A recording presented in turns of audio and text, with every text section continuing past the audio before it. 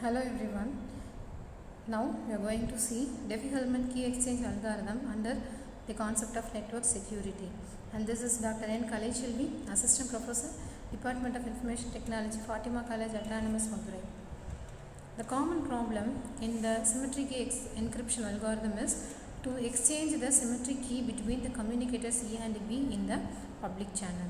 The Diffie-Hellman key exchange algorithm gives a solution for this problem, that it allows the key to be, the symmetric key to be shared confidentially in the public channel.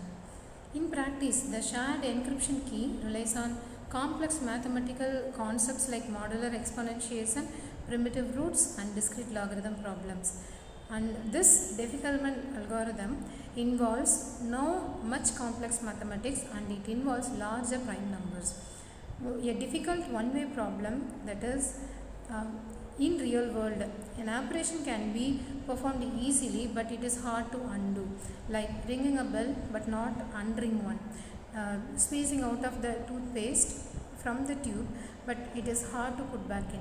In our example, we are taking colors and we are going to mix two colors, which is hard to unmix.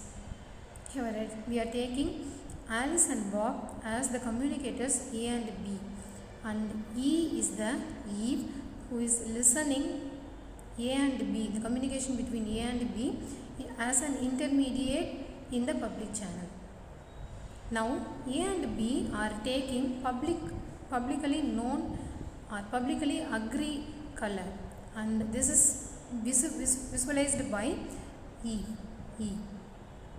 Now A and B are allowed to pick their own secret colors, that is A takes orange color, it is not known by B, and B takes green color and it is not known by A.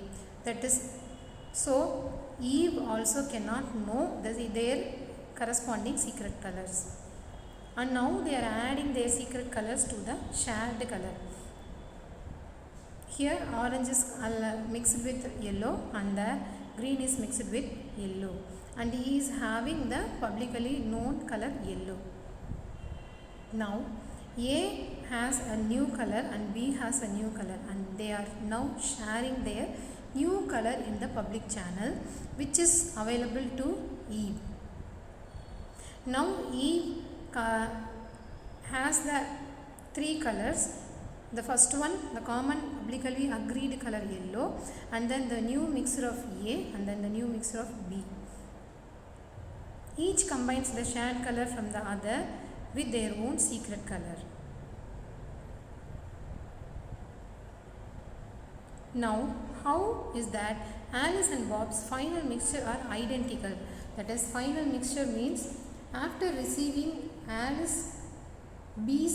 Bob's color, Alice mixes the Bob's color with his own new mixture, and the same way Alice's new mixture is being added with Bob's new mixture in B's side. So now they both of them are receiving the same color. How these two colors are identical? Alice mixed yellow with orange, that is teal, that is the new mixture of Bob, plus orange. Bob mixed yellow with orange which is received from Alice with teal. So finally both of them are getting the same color. He never know the secret colors of both Alice and Bob, so that he cannot obtain the final color of A and B. Unmixing a color into its component colors it is hard. So Eve cannot find out the secret colors of A and B, and Eve cannot decrypt the original colors of the A and B. Based on this example, now we are going to see what is Diffie-Hellman key exchange algorithm along with its mathematics. Now we will rely on the formula below being an easy problem and one direction and hard in reverse. Let us take S as the key is equal to G power n mod P. G, n and P are prime numbers taken by taken commonly, and it is easy when the values of G, N and P are given, and it is hard where the key value S, G and P are given to get N. So it is easy to find out the key value S where G, N and P variables are given, and it is hard to find out the N value where the key value S and G, P variables are given. And using the property of G power A B mod P is equal to G power B A mod P, we are entering into the Diffie-Hellman algorithm. Step 1. Publicly shared information. Alice and Bob publicly agreed to a large prime number called modulus or P. Alice and Bob publicly agreed to a number called the generator G, which has a primitive root relationship with P. In our example, we will assume P equal to 70 and G equal to 3. Eve is aware of the values of P and G. Step 2. Selecting secret keys, like selecting their own secret colors. Alice selects a secret key which we will call A. Bob selects a secret key which we will call B. For our example, assume A equal to 54, B equal to 24. Eve is unaware of these values A and B. Step 3. Combine the secret keys with public information.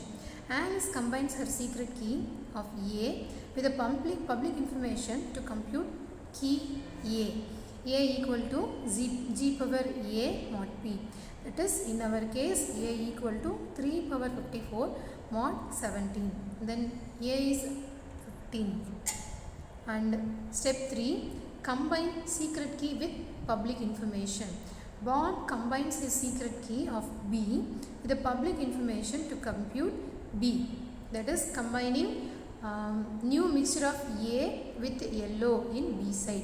Likewise, combining new mixture of B with yellow in A side. Likewise, we are performing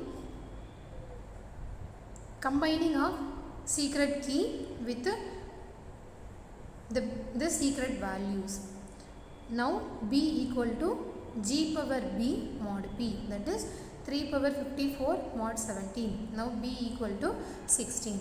So, now we have got the new mixture A equal to 15 and B equal to 16. Now, we are going to share the combined values along the the common channel. Eve is accessible to these A and B values, capital A and capital B values. Alice computes the shared key, that is, Alice has obtained the shared key capital B from B side, and he is going to combine the previous key with the new key. That is, now S becomes capital B mod P power A mod P. This can be simplified as G power B star A mod P, that is 3 power 54 star 24 mod 17.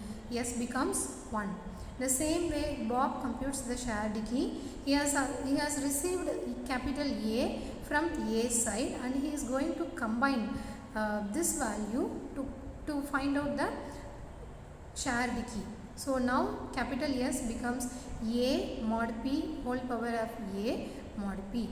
It can be replaced as G power A star B mod P. Now S value again becomes 1, which is similar to the shared key of Alice. So Alice and Bob have created a shared secret key S, which is unknown to E. In our example S equal to 1, the shared secret key can now be used to encrypt and decrypt messages by both of the parties, unknown by the intermediate Eve. But if Eve is more clever and if he could perform man in the middle attack, there becomes the problem. A malicious Mallory that has a man in the middle position can manipulate the communications between Alice and Bob and break the security of the key exchange. This can be performed in the following steps. Step 1. Selected public numbers P and G. P is is a prime number and G is called the base. Step 2, selecting the private numbers. Alice picks a private random number A and let Bob pick a private random number B. The Mallory or the Eve picks two random numbers called C and D. So Alice's secret number is A, Bob's secret number is B, and the Eve's secret numbers are C and D. The step 3, intercepting public values. Mallory or the Eve intercepts Alice's public value, that is G power A mod P. Block it from reaching Bob, and instead he sends Bob her own public value, that is G power C mod P. And the Eve intercepts Bob's public value, G power B mod P. Block it from reaching Alice, and instead he sends Alice her own public value, G power D mod P. Now, when Alice and Bob are trying to find out the shared key, S1 as the shared key created by Alice becomes G power DA instead of AB. S1 becomes G power DA mod P, that is D is the secret value found by Eve, and Bob will compute a different shared key S2, which is G power CD instead of AB. It becomes G power CB mod P. Now S1 is not equal to S2, and if Alice uses S1 as a key to encrypt a later message of Bob, the intermediate Eve or the Mallory can access the message. He can decrypt, he can modify it, he can re-encrypt, or he can access the message or take a copy of the message. He can re-encrypt it using S2, that is the key of Bob, and then he can send it to the Bob. And Bob and Alice won't notice any problem and may assume their communication is encrypted and properly. But in reality, the Eve or the Mallory can decrypt, read, modify, and then re-encrypt all their conversations. So this is the problem faced by the Diffie-Hellman algorithm when there is a min in the middle letter. This can be overcome when the A and B are trying to communicate with each other. They must authenticate, they must perform the authentication of each other. Then only they can start the communication. This is the solution for this problem. Thank you.